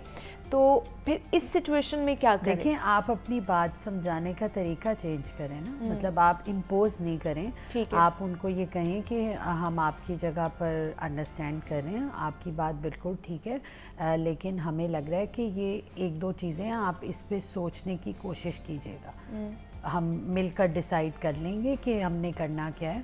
अब जैसे देखिए पेरेंट इस वक्त की ये जनरेशन गैप की वजह से कभी बच्चे को FSC प्री मेडिकल करवा रहे हैं, कभी प्री इंजीनियरिंग करवा रहे हैं, एट द एंड फिर उसको BBA करवा रहे हैं। Like what is this? आप अपने बच्चे के साथ क्या कर रहे हैं? उसके पहले 3 साल तबाह किए, उसको मेडिकल का कहा कि अब नहीं तुमने डॉक्टर बनना है, फिर जी अच्छा अब मेडिकल छोड़ दो, उसकी फ़ीस बहुत ज़्यादा है। भाई आपको 2 इयर्स उसके वेस्ट करके याद आया। फिर आप अब मैथ्स का एग्ज़ाम दे दो, अब मैथ्स में कुछ कर लो। अब बच्चे ने जी अच्छा उसमें परफॉर्म अच्छा नहीं किया, अब इंजीनियरिंग तो हो नहीं सकती, चलो अब वही कर लो जो तुमने शुरू में कहा था कर। आप देखिए दिस इज़ जनरेशन गैप। अगर आप उस बच्चे की जगह पर जाकर बैठें, देखें, सोचें, तो आपको समझ आएगा कि हाँ हमने उसको स्पेस देनी है, और मेरा ख्याल है उससे मशवरा भी अच्छा हो सकता है, उससे मसले भी अच्छे सॉल्व हो सकते हैं। लेकिन क्या हर दफ़ा बच्चों की भी माननी चाहिए? क्योंकि पेरेंट्स का फिर दिमाग में ये भी एक चीज़ है ना कि अगर कुछ बच्चे, अब जैसे कुछ चीज़ें हम भी देख रहे होते हैं, नोटिस कर रहे होते हैं अपने इन्वायरमेंट में, अपने इर्द गिर्द, कि जिन बच्चों की ज़्यादा मानी जाती है वो ज़्यादा बदतमीज़ या ज़्यादा ज़िद्दी हो जाते हैं, फिर अगर उनकी नहीं मानी जाएगी तो वो उस चीज़ को एक्सप्लॉइट भी कर रहे होते हैं। देखिए मीडियम में रहें आप, मिडल लाइन ऑप्ट कीजिए, कभी मानी कभी ना मानी, और जब मानी तो भी अपना वो दे दें कि हम ये चाह रहे थे लेकिन हमने कहा आपकी खुशी के लिए। अच्छा। और जब नहीं मानी तो तब भी बताएं कि बेटे इसके ये नुकसानात हैं, इसका ये कॉस्ट आता है, आपकी लाइफ को ऐसे अफेक्ट करेगा।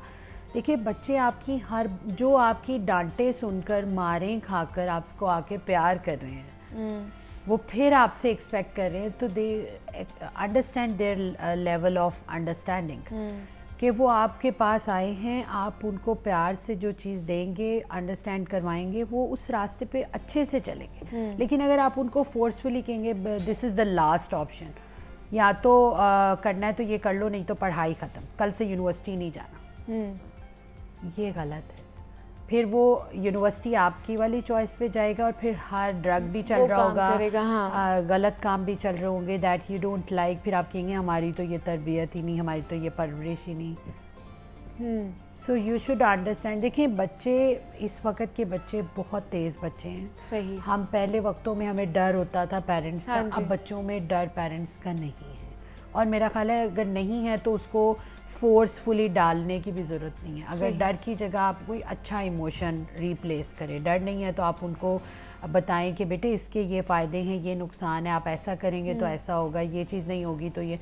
इस वक्त ज़्यादा पेरेंट्स का तरीका ये है कि बच्चों को या तो मार के ठीक करें हम, क्योंकि ये तो ज़िद्दी हैं, मानते नहीं, या फिर उनसे सब चीज़ें ले लो जो हमने दी हुई हैं। اینڈ آئی فیل کہ یہ سب سے بڑی غلط بات ہے. یہ دونوں چیزیں بچے کو ڈرگس کی طرف لے کے جاتی ہیں, اس کو غلط کمپنی میں بٹھاتی ہیں, اس سے غلط کام کرواتی ہیں. پھر اس طرح کے بچے آپ دیکھیے کتنے غلط گروپس میں انوالو ہوتے ہیں. ٹرو. تو ہم اپنے گھر میں جو چیزیں بیٹر کر سکتے ہیں وہ ہمارا اسکول, کالج, ٹیچر, کسی کا کوئی کام نہیں ہے. بالکل, ہم ان کے اوپر یہ ذمہ داری نہیں ڈال سکتے کہ وہ ہمارے بچے کی تربیت کریں اور وہ اس کو سکھائیں کہ آپ نے سوسائٹی میں کیسے ایک اچھا فرد بننا ہے. اچھا, دوسرا مجھے بتائیے کہ کیا والدین کی جو پریشانی کا حل ہے وہ خود پیرنٹ بن کر ہی ہوتا ہے آپ کو؟ مجھے لگتا ہے کہ ہاں, جب ہم اس جگہ پر بیٹھتے ہیں نا تو ہمیں لگتا ہے کہ ہاں یہاں پہ کچھ ڈیفیکلٹیز ہیں. اچھا, مطلب جیسے آپ سوچیں کہ ہم کالج ہمارا سٹارٹ ہوا تھا تو ہمارے پیرنٹ ہمیں تھوڑی تھوڑی دیر بعد کال کر کے پوچھتے تھے کہاں ہو, کیا کر رہے ہو. تو ہم اس وقت کتنے ناراض ہوتے تھے کہ یار کیا مسئلہ ہے, ہم کالج آئے ہیں, کیا مسئلہ ہے. لیکن آج اگر ہم سوچیں کہ ہم اپنے بچے کو بھیجیں تو میرا حال ہے میں بھی یہی کروں گی. سو وہاں بیٹھ کے چیزیں سمجھ نہیں آئیں, لیکن ان کی جگہ پر بیٹھ کر چیزیں سمجھ آئیں کہ ہاں تھوڑی سی لائف ڈیفیکلٹ ہوتی ہے. مطلب آپ کو اپنے بچے سے اتنی محبت ہوتی ہے اور آپ اس کو اگر کالج یا کسی ایسی جگہ بھیجتے ہیں تو آپ کا دل ہوتا ہے کہ میرا بچہ سیف تو ہے, اور ہمیں لگتا ہے کہ نہیں ہم پہ اعتبار نہیں کر رہے. وہاں سے بھی ہمیں لگتا ہے کہ یہ تو انڈرسٹینڈ ہی نہیں کرتے, انہیں کیا پتہ میں کیا کرتی ہوں باہر جا کے یا کیا.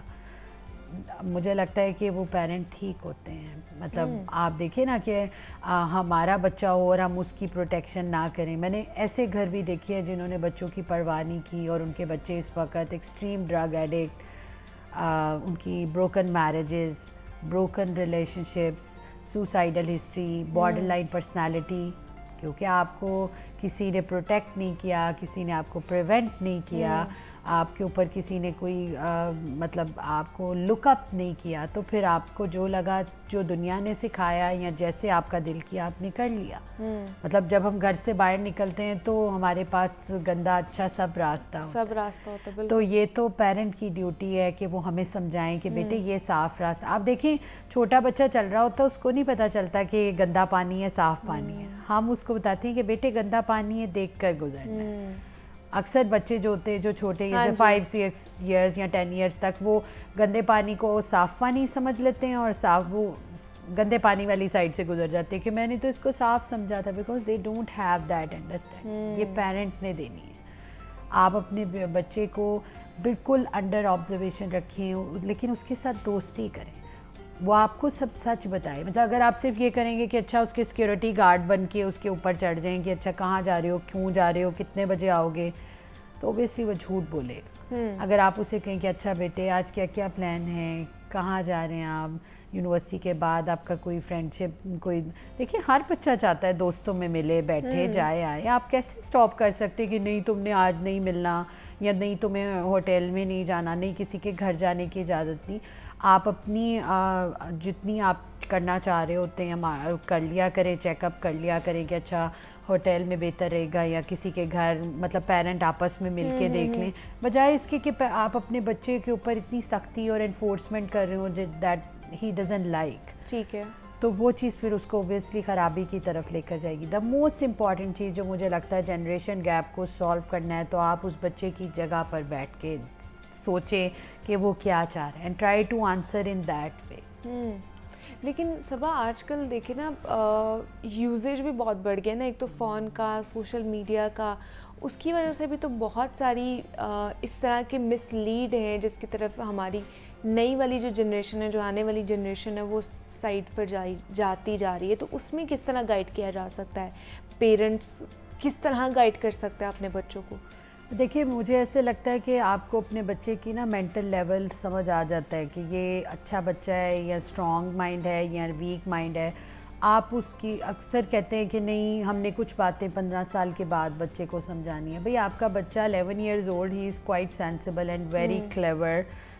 آپ اس کو 11 پہ ہی بتا دو کہ بیٹے ڈرگ کا مس یوز کیا ہوتا ہے, اور اگر آپ کسی غلط تعلق میں جاتے ہیں, غلط کمپنی میں جاتے ہیں, تو بیٹے اس کا کیا نقصانات ہیں. ہم ویٹ کرتے ہیں عمر کے گزرنے کا, نہیں اس کی یہ عمر ہوگی تو پھر میں اس کو گائیڈ کروں گا. کیوں اب جیسے اکثر میں پیرنٹ کو کہتی ہوں کہ آپ اپنے اگر آپ کا بچہ 2 years old یا 3 years old ایکٹیو ہے تو آپ اس کو پرائیویٹ پارٹس کی انفارمیشن اور سیکیور فیلنگ اور انسیکیور فیلنگ بتانا شروع کریں. تو وہ کہتے نہیں یہ تو ابھی بہت چھوٹا ہے, یہ آپ اس کو اسکول بھیج رہے ہیں, اس کے اسکول کے 2 years گزر گئے ہیں, آپ کو اتنا وہ سینسیبل لگ رہا ہے, اتنا وائز لگ رہا ہے, لیکن آپ اس کو یہ نالج کیوں نہیں دینا چاہ رہے؟ کیونکہ پیرنٹ کی اپنے اندر انسیکیورٹی ہوتی ہے. تو بات یہ کہ don't like wait for the age کہ اس ایج میں میں نے یہ بتانا ہے. اگر آپ اپنے ہر بچہ ڈفرینٹ مائنڈ کے ساتھ, آپ اپنے بچے کو جب لگے کہ اچھا یہ کافی ایکٹیو ہے, کوائٹ, اس کو میں چیزیں ڈسکس اس کے ساتھ کروں. ہم ویسے بھی تو پیرنٹ دیکھیں نا, چھوٹے سے بچے کو 1 year old کو اپنی لڑائیاں دکھا رہے ہوتے ہیں, سارے گھر کے تماشے ہمارے بچے دیکھ رہے ہوتے ہیں, اینڈ وی ڈونٹ بادر کہ اتنا چھوٹا سا بچہ دیکھ رہا ہے. لیکن جب بات آتی ہے کہ ان کی چیزوں, ان کے اوپر چیزیں چوائس کرنی یا ان کو بتانا, تو ہم پھر کہتے ہیں ایج کا ویٹ کرتے ہیں بیٹھ کے کہ ایج اس کی بڑی ہوگی, یہاں تک جائے گا. تو اچھا ایک نا ٹرانزیشن آتا ہے ایک سائیکل میں بھی, ہماری جتنی بھی لائف جرنی ہوتی ہے اس میں ایک ٹرانزیشن آتا ہے کہ آپ کے بچے نہیں ہوتے جب تک آپ اپنے پیرنٹس سے بہت محبت کر رہے ہوتے ہیں, آپ ان کے اوپر جان نچھاور بھی کر رہے ہوتے ہیں, وہ تو ساری زندگی ہوتا ہے, لیکن ایک بانڈنگ بڑی اچھی ہوتی ہے. جیسے ہی آپ کے بچے ہوتے ہیں تو آپ کی دلچسپی, آپ کا انٹرسٹ ان میں زیادہ ہونا شروع ہو جاتا ہے. ہاں یہ میرا خیال ہے کہ ہمارا پیرنٹ بھی انڈرسٹینڈ کر لیتا ہے کہ اچھا ہم بھی اس ایج پہ تھے تو ہم ایسے کرنے لگ گئے تھے. لیکن کچھ لوگ ہوتے ہیں وہ بڑے انسیکیور ہو جاتے ہیں کہ اچھا میری بیٹی تو بالکل چینج ہو گئی ہے, اس کے پاس بچے کے آگے, وہ ڈسٹرب پیرنٹ ہوتا ہے. اچھا جو پیرنٹ ریلیٹ نہیں کر پاتا نا, تو اس کا مطلب وہ ڈسٹرب ہے یا اس کی کوئی نیڈ اس ایج میں فلفل نہیں ہوئی.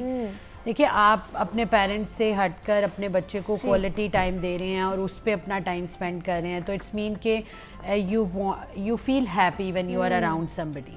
صحیح, اس لیے آپ اپنے پیرنٹس سے تھوڑا ہٹ رہے ہیں. تو if somebody is not understanding this, تو it's mean he is disturbed. مطلب وہ ہر فیز آتا ہے نا آپ کی لائف کے اندر, تو اس کو آپ نے ایڈریس کرنا ہوتا ہے اور اس کو لے کر چلنا ہوتا ہے. تو آج ہم نے جنریشن گیپ کے پر بات کی ہے. صبا ہمارے ساتھ موجود تھی. Saba thank you so much for coming hair.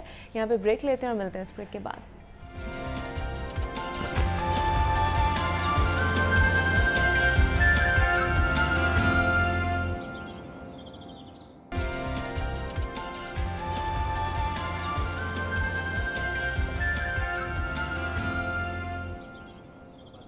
Welcome back to Jago Lahore. اور جناب اب کچھ ہم بات کر لیتے ہیں اورل ہائیجین کے حوالے سے, اور اس پر ہم نے ایک ایکسپرٹ ہمارے پاس ڈاکٹر ہیں, ان کو ہم نے انوائٹ کیا ہے آج کے اس کے شو میں. اور آج بڑا انٹرسٹنگ سا یہ ٹاپک ہونے والا ہے, کیونکہ جتنے بھی متس ہیں ریلیٹڈ ٹو ڈینٹسٹری ہم نے آج ان کو ڈسکس کرنا ہے. بہت مزے کے متس ہیں ہمارے پاس جن کو ہم اچھے طریقے سے آپ کے سامنے بھی رکھیں گے اور ان پر بات بھی کریں گے کہ کیا واقعی ایسی چیزیں ہیں یا نہیں ہے. دوسرا یہ کہ ہماری مارننگ ہیبٹ کیا ہونی چاہیے, ہماری اورل ہائیجین کے حوالے سے ہمیں کس طرح اپنی اورل ہائیجین کو بہتر کرنا چاہیے. بہت سے لوگوں کی یہ شکایت ہوتی ہے کہ جب ہم صبح اٹھتے ہیں تو ہمارے منہ سے بدبو آتی ہے, بیڈ بریتھ ہوتی ہے.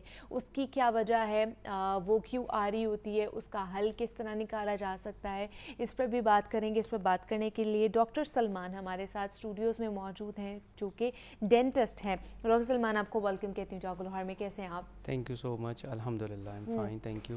ڈاکٹر سلمان, آج ہم نے بات کرنی ہے میتھس ان ڈینٹسٹری کے. بہت ساری ایسی چیزیں ہم لوگ اپنے ارد گرد سوسائٹی میں سن رہے ہوتے ہیں لوگوں کے تھرو کہ یہ کریں گے تو یہ ہو جائے گا, یہ کریں گے تو وہ ہو جائے گا. سب سے پہلے تو لوگ کہتے ہیں کہ جی اسکیلنگ جو بھی سال بعد کراتے ہیں یا جو آفٹر 6 months کرا رہے ہوتے ہیں, زیادہ اسکیلنگ کرانے سے آپ کے دانت جو ہے نا وہ ویک ہو جاتے ہیں. واقعی ایسا ہے یا یہ صرف میتھ ہے؟ اچھا, یہ میتھ اس طریقے سے ہے کہ اسکیلنگ یوزولی جب ہم فالو پہ پیشنٹس کو بلاتے ہیں آفٹر 6 months اور ایئر, اس کے بعد ریکمینڈڈ ہوتی ہے.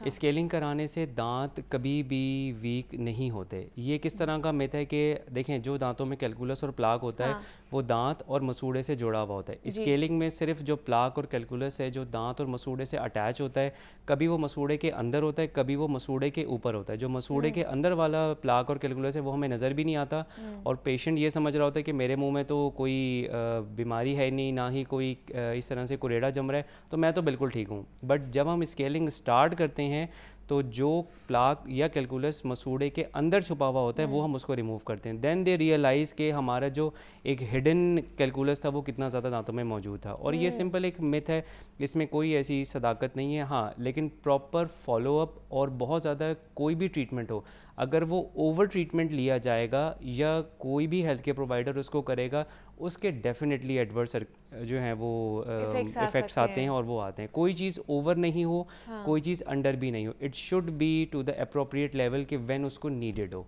सो इसके लिए proper follow up after every 6 months and the 12 months would be recommended, so the health care provider उसको असेस करे कि वाकई इसको स्केलिंग की ज़रूरत है या हम उसको कुछ और डिले कर सकते हैं। अच्छा, मतलब स्केलिंग से आपके जो वीक नहीं होते हैं बिल्कुल वीक नहीं होते। लेकिन वैसे अगर मैं पूछूं कि कितना रिकमेंड किया जाता है कि आफ्टर कितने देर हमें स्केलिंग करा लेनी चाहिए? अच्छा, स्केलिंग या आप कह लें जो पॉलिशिंग है वो यूजुअली रिकमेंडेड होती है 12 months के बाद, depending on the patient oral hygiene. बाज़ लोगों की ओरल हाइजीन बहुत वेल मेंटेन्ड होती है तो वो उसको 12 months से थोड़ा सा उसको 16 months की तरफ भी लेके जा सकते हैं। लेकिन बाज़ लोगों की हाइजीन ऐसी होती है कि वो उनको 6-7 months के बाद अगर तो कोई अंडरलाइंग मेडिकल कंडीशन उनकी ओरल कैविटी को इफ़ेक्ट नहीं कर रही तो 6 to 8 months में यूजुअली रिकमेंडेड होता है। लेकिन हाइजीन अगर बहुत अच्छी है तो ये ड्यूरेशन 1 साल के बाद से लेकर 16 महीने इवन के 2 साल तक भी चला जाता है। लेकिन अगेन ये सारी एक ड्यूरेशन, एक रेंज ऑफ द ड्यूरेशन है। आई वुड रिकमेंड आप अपने डेंटिस्ट को हर 6 months के बाद उसको विजिट करें। वो आपकी प्रॉपर चार्टिंग करता है। चार्टिंग मीन्स वो आपकी हर चीज़ को एवेल्यूएट करता है, दांत को, मसूड़ों को और बहुत सारी कंडीशंस को वो देखता है। देन फिर वो उस वक्त फैसला किया जाता है कि हम इसको स्केलिंग कब कर सकते हैं या वो ट्रीटमेंट रिकमेंड करता है। अच्छा, दूसरी मिथ ये है कि जब हमारा विजडम टूथ निकलता है जिसको अक्ल दाढ़ कहा जाता है, और एक तो वो पेनफुल बहुत होता है, एक तो ये बताएं कि ये पेनफुल क्यों होता है। दूसरा ये कहा जाता है कि जो हमारा अपर विजडम टूथ होता है अगर उसको हम निकलवा देंगे, एक्सट्रैक्ट आउट करा देंगे तो उसकी वजह से हमारी नज़र वीक हो सकती है। अच्छा, ये वाकई मुझे भी बहुत ज़्यादा सुनने को मिलती हैं ये बातें, और मैं जितनी भी मैंने प्रैक्टिस की है और जितने भी मेरे दोस्त हैं वो भी इस बात को कहते हैं कि पेशेंट्स हमारे पास ना इस तरह की बातें लेके आते हैं और वो करते हैं और वो शायद रिलक्टेंट भी फील करते हैं। अच्छा, जहाँ तक आपने बात की कि अकल दाढ़ पेनफुल होती है, देखें उसके रीज़न क्या हैं। ओरल कैविटी के अंदर एक स्पेस है जिसने हर दांत को अकोमोडेट करना है, ठीक हो गया। अब जब अकल दाढ़ निकलती है उसको वो ड्यू स्पेस मिलती नहीं है जितनी स्पेस होनी चाहिए। उससे क्या होता है कि वो जो आपका नेचुरल टूथ है, that is the tooth number 7, जहाँ तक आपकी दांत होने चाहिए, उसको वो हिट करता है। उसको वो जब वो ख़राब करता है। दूसरा, वो मसूड़े में से निकलने की कोशिश करता है। जब उसको जगह नहीं मिलती तो या तो वो बेचारा निकल नहीं पाता या वो कुछ ऑड पोजीशन में निकलता है। जब वो निकलता है ऑड पोजीशन में तो मसूड़ा उसके ऊपर आता है और जब पेशेंट खाता है तो उसको वो दर्द होती है और बहुत पेनफुल कंडीशन होती है। मुंह कम खुलता है, बैड ब्रेथ होती है, स्मेल भी आती है और कुछ नहीं खाया जाता। तो ये सिचुएशन है। बेहतर ये होता है कि अकल दाढ़ जो रिकमेंडेड एज है, जो नेशनल बोर्ड्स या हम दूसरी भी बुक्स पढ़ते हैं या रिसर्च हम पढ़ते हैं, उसमें at the age of 18 years to 22 years उसको निकलवा देना चाहिए।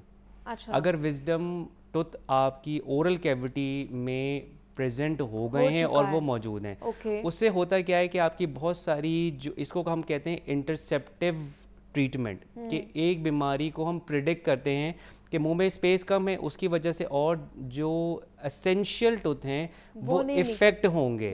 तो हम एक नॉन एसेंशियल जो एसेसरी टूथ है उसको हम निकाल दें ताकि हमारा एसेंशियल टूथ का डैमेज ना हो। और जहाँ तक आपने बात की कि अपर टूथ को निकलवाने की वजह से नज़र कमज़ोर हो जाती है, ये सिंपल एक मिथ है। देखें, आप इस चीज़ से अंदाज़ा लगा लें, जो ओल्ड एज में हमारे जीड्रियाटिक पेशेंट्स हैं जिनके मुंह में कोई दांत नहीं है, मेरे ख्याल में उनको तो फिर बिल्कुल ब्लाइंड हो जाना चाहिए अगर इस तरह की कोई सिचुएशन। वो लोगों ने कहा होगा ना कि ऊपर वाला जॉ है तो ऊपर वाले की जो लिंक है वो आंखों से है और उसमें दांत निकलने से नज़र कुछ कमज़ोर हो जाएगी। तो ये सिंपल एक मिथ है। इस तरह की कोई ऐसी सिचुएशन अब तक मेरी नॉलेज में ना कोई केस रिपोर्ट हुआ है, ना मैंने किसी रिसर्च में पढ़ा है, ना मैंने किसी केस रिपोर्ट में आज तक पढ़ा है کہ اپر جو عقل داڑھ ہوتی ہے اس کو نکلوانے کی وجہ سے آنکھیں کمزور ہو گئی ہیں، میں نے آج تک کہیں نہیں پڑھا. آج کی ڈیٹ میں اگر کچھ ہو گیا ہو تو آئی کین ناٹ سے اینی تھنگ. اچھا یہ تو چلے اوپر والی عقل داڑھ سے کہا جاتا ہے نا کہ آنکھیں کمزور ہو جاتی ہیں یا آپ کی نظر کمزور ہو جاتی ہے. کہتے ہیں کہ نیچے والی اگر آپ عقل داڑھ نکلوا رہے ہیں تو اس کی وجہ سے آپ کے نیک کے جو مسلز ہیں وہ بھی پل ہو سکتے ہیں یا ان میں بھی کوئی مسئلہ آ سکتا ہے. دیکھیں ہوتا یہ ہے کہ during the after the surgery ٹھیک ہے ہر ٹریٹمنٹ باڈی اس کے اگینسٹ اپنا ایک ری ایکشن دیتی ہے ٹھیک ہے. وہ پین بھی ہو سکتا ہے، سویلنگ بھی ہو سکتی ہے، کچھ نیک میں اسٹرین بھی آ سکتا ہے، but it is just for like 2 days 3 days and 4 days. جو ہیلتھ کیئر پرووائڈر ہے، جو آپ کا ڈینٹسٹ اور آپ کا سرجن ہے، وہ آپ کو باقاعدہ پوسٹ آپریٹیو یعنی کہ سرجری کے بعد کی انسٹرکشنز دیتا ہے کہ یہ چیز ہو سکتی ہے، یہ چیز نہیں ہو سکتی. لیکن اس میں بھی کوئی خاص صداقت نہیں ہے کہ نیک کے مسلز لوز ہو جائیں گے یا وہ اس میں بہت زیادہ درد ہوگا، اسٹرین ہوگا. آفٹر دا سرجری 2-3 days کا ایک پیریڈ ہوتا ہے، اس کے بعد everything would be fine up to the جو بھی سرٹن پیریڈ آف ٹائم ہوتا ہے. یہ سمپل ایک مت ہے جو کہ ایک لوگ نہیں کرواتے. میں نے آپ کو جو ایج ریکمینڈ کی ہے نا، that is the best time for the extraction of both wisdom tooth. مطلب نکلوا دینی چاہیے، اس کا کوئی نقصان نہیں ہے اور کوئی فائدہ بھی نہیں ہے. دیکھیں آپ وزڈم ٹوتھ سے کھا نہیں سکتے، صحیح. عقل داڑھ سے آپ کیسے کھائیں گے؟ وہ آپ یہ سمجھ لیں کہ وہ تقریباً حلق کے اندر ہی ہوتا ہے. آپ اتنے دور تو آپ کا لقمہ بھی نہیں جا سکتا، اور اگر آپ وہاں سے کھانے کی کوشش کریں گے الٹیمیٹلی آپ کو ایک وامٹ ہو جائے گی. ایون اف میں آپ کے پروگرام کے توسط سے ایک بات کہنا چاہتا ہوں، if someone wants to try it just try. لیکن آپ نہیں کھا سکتے اور الٹیمیٹلی آپ کو لگے گا کہ مجھے الٹی آ رہی ہے، مجھے حکائی آ رہی ہے. منہ میں لقمہ جو ہے وہ 7ویں دانت تک جاتا ہے. ہمارے منہ میں 28 دانت ہیں، 7-7-7-7 ٹھیک ہے. 4 کوڈنٹس ہیں ہمارے منہ میں، تو 28 دانت ہی استعمال ہوتے ہیں نارمل پراپر چوئنگ کے لیے. ٹھیک ہے، مطلب عقل داڑیاں جو ہماری وزڈم ٹوتھ ہے وہ نہیں یوز ہوتے ہیں، یوزلیس ہیں. وہ یوزلیس ہے. اس کا اب تک کا کوئی اس طرح، ہاں بہت کم کیسز ہیں کہ جس کے اندر ہمیں عقل داڑھ کو بچانا ہماری ایک مجبوری بن جاتی ہے. مطلب اٹس لائک 1% یا 2%. 99% آف دا کیسز کے اندر اگر وزڈم ٹوتھ کے اندر کوئی پرابلم ہوتی ہے، آئی ووڈ ریکمینڈ، اور بہت ساری بکس بھی ریکمینڈ کرتی ہیں ڈیورنگ دا ٹریٹمنٹ پلاننگ کہ آپ اس ٹوتھ کو اگر وائبل ہے تو اس کو آپ ایکسٹریکٹ کر دیں اگر وہ پیشنٹ کے بینیفٹ میں بات جاتی ہے. مطلب وہ ایکسٹریکٹ کر لیں، اس کا کوئی نقصان بھی نہیں ہے اور اس کا کوئی فائدہ بھی نہیں ہے. ٹھیک ہے. اچھا دوسرا یہ بہت سننے کو ملتا ہے ڈاکٹر سلمان کہ ڈینٹسٹری از ویری ایکسپینسو. آپ ڈینٹسٹ کے پاس جا ہی نہیں سکتے ہیں، فالو اپ کے لیے بھی جا سکتے ہیں ایون دو کہ آپ کو بہت کوئی بڑا مسئلہ ہو گیا ہے دانتوں کے حوالے سے پھر آپ جائیں گے، ورنہ تو نہیں آپ جا سکتے.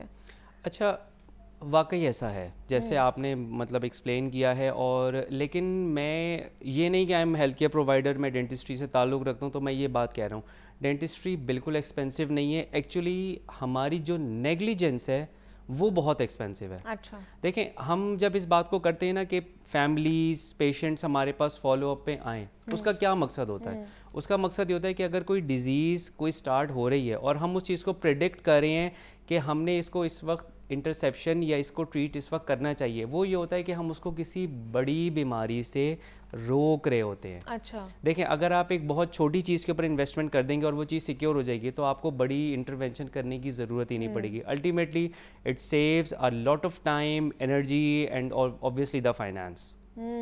مطلب یہ آپ کی نیگلیجنس پہ ڈیپینڈ کرتا ہے کہ آپ اس بیماری کو یا اس پرابلم کو کتنا ایگریویٹ ہونے دیتے ہیں اور اس کی وجہ سے پھر وہ جو آپ کا خرچہ ہوتا ہے وہ بھی بڑھتا ہے. وہ بھی ڈیفینیٹلی بڑھ جاتا ہے. بہتر یہ ہوتا ہے کہ آپ اس کو ایک شروع میں پکڑ لیں، اگر آپ انیشل سٹیجز پہ پکڑ لیں، اس کو گریب کر لیں تو وہ بہت چیزیں بہتر ہو جاتی ہیں. تو پھر آپ کو ایکسپینسو بھی نہیں لگے گی. لیکن ہمارے یہاں اصل میں مائنڈ سیٹ ہے کہ جب تک کوئی ہمیں پرابلم نہیں ہوگی تب تک ہم نہیں جائیں گے، ہم نے کہیں نہیں جانا. ڈاکٹر کے پاس بھی، ڈینٹسٹ کے پاس تو اور بھی نہیں جانا. ہاں اچھا جو اور مت ہے وہ یہ ہے کہ جو مسواک کرتے ہیں، اس طرح کی اور بھی چیزیں کر رہے ہوتے ہیں دانتوں کو صاف کرنے کے حوالے سے، ان کو لگتا ہے کہ ہم یہ چیزیں کر رہے ہیں تو ہمیں پھر برشنگ کرنے کی ضرورت نہیں ہے. مطلب سپوز اگر ایک بندہ مسواک کر رہا ہے تو پھر وہ کیا برشنگ کرے یا نہ کرے؟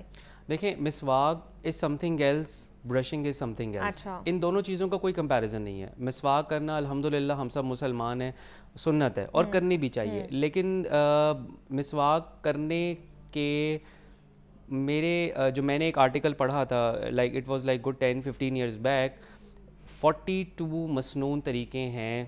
اتنے مسنون طریقے جس طریقے سے مسواک کو ہولڈ کرنا ہے اور کرنا ہے. ٹھیک ہے، آپ اس کو برشنگ سے کمپیئر مت کریں. دونوں کی اپنی اپنی ایک سگنیفیکنس ہے. Proper brushing is important. وہ اپنی جگہ ایک افادیت رکھتا ہے, سنت کرنا اپنی جگہ ایک افادیت رکھتا ہے, اور سنت بھی ہے تو وہ اس کو بھی کریں. دونوں چیزوں کو ساتھ لے کے چلیں, دونوں کا کمپیریزن مت کریں, ٹھیک ہے, دونوں چیزوں کی ایک الگ الگ ایک سگنیفیکنس ہے, اس کو اس طریقے سے لینا چاہیے.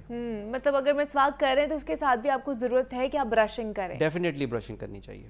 ٹھیک ہے. اچھا, دوسرا اسموکرز کے حوالے سے کہا جاتا ہے کہ جو اسموکنگ کرتے ہیں ان کے دانت خراب ہو جاتے ہیں یا ویک ہو جاتے ہیں, واقعی؟ اسموکنگ کرنے سے دانتوں پہ اسٹین آتا ہے, بہت زیادہ ایکسیسو کافی, ٹی یا چائے پینے سے بھی کہتے ہیں کہ آپ کے دانت جو ہے یلو ہو جاتے ہیں یا اسٹیننگ ہو جاتی ہے. بالکل, ڈیفینیٹلی اس میں اسٹیننگ ہوتی ہے, اور اسموکنگ میں سب سے زیادہ افیکٹ یہ ہوتا ہے کہ وہ آپ کے مسوڑوں کو بہت بیڈلی افیکٹ کرتے ہیں. اچھا, آپ کے مسوڑوں کو, آپ کی بون کو, ان سب چیزوں کو بہت بیڈلی افیکٹ کرتے ہیں. تو smoking is not advisable, even vape it's not advisable. آج کل بہت کول کلچر بن گیا ہے کہ ویپ پینے کا, تو میں تو اس کو کبھی ریکمینڈ نہیں کرتا. انفیکٹ ہمیں ایک کیمپین چلانی چاہیے کہ جس میں ہم نے ویپنگ کو اسٹاپ کرنے کے کچھ میجرز لینے چاہیے. جس طرح اسموکنگ سیزیشن پروگرامس گورنمنٹ نے بھی بہت زیادہ لانچ کیے ہوئے ہیں, بہت ساری یونیورسٹیز اور جو میڈیکل انسٹیٹیوٹس ہیں انہوں نے بھی لانچ کیے ہوئے ہیں. تو آئی تھنک اس چیز کو ہمیں اسٹاپ کرنے کے لیے جو ہم کیمپین چلا سکتے ہیں وہ ہمیں کرنا چاہیے. It's not good for the health. ٹھیک ہے. اچھا, دوسرا یہ کہ اب یہ گھروں میں بہت زیادہ ہو رہا ہوتا ہے ڈاکٹر سلمان کے ڈفرینٹ ٹوٹکاز جو ہے نا وہ گھروں میں یوز کیا جاتا ہوتا ہے. جی, بیکنگ سوڈا جو ہے نا وہ یوز کر لیں دانتوں کو چمکانے کے لیے. پھر کچھ ایسی بلیچنگ کٹس مل رہی ہوتی ہیں بازار میں, مارکیٹ سے ایزیلی اویلیبل ہیں, جو کہ آپ گھر میں لا کے آرام سے لگائیں اور آپ کے دانت جو ہے نا وہ چاند کی طرح, دودھ کی طرح چمکنا شروع ہو جائیں گے. تو یہ چیزیں ہمیں یوز کرنی چاہیے, اور کیا واقعی ان سے ہمارے دانت جو چمک سکتے ہیں؟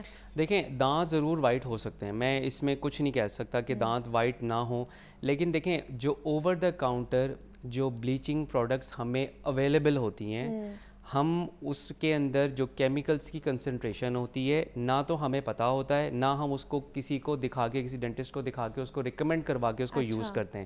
اس کا سب سے بڑا نقصان یہ ہوتا ہے کہ وہ اوور بلیچ کرتی ہیں. سیکنڈلی, وہ مسوڑے کو ایک بہت زیادہ ٹراما پہنچاتی ہیں.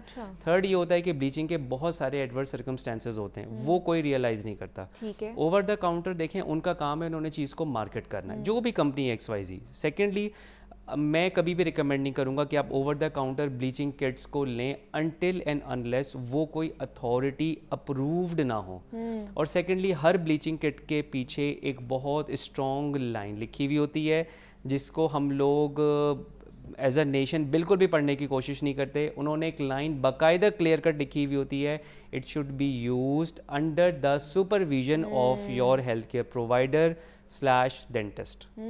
وہ ہم نہیں پڑھتے, باقی ہم سب کچھ پڑھ لیتے. اچھا, ٹھیک ہے. تو وہ نہ کوئی, میرے پاس تو آج تک کوئی پیشنٹ لے کے نہیں آیا کہ سر ڈاکٹر صاحب میں نے بلیچنگ کٹ خریدی, آپ یہ دیکھیں, میں یہ کیا آپ یہ ریکمینڈ کرتے ہیں, کیا اس کے اندر وہ کیمیکلز ہیں جو کہ مجھے یوز کرنے چاہیے.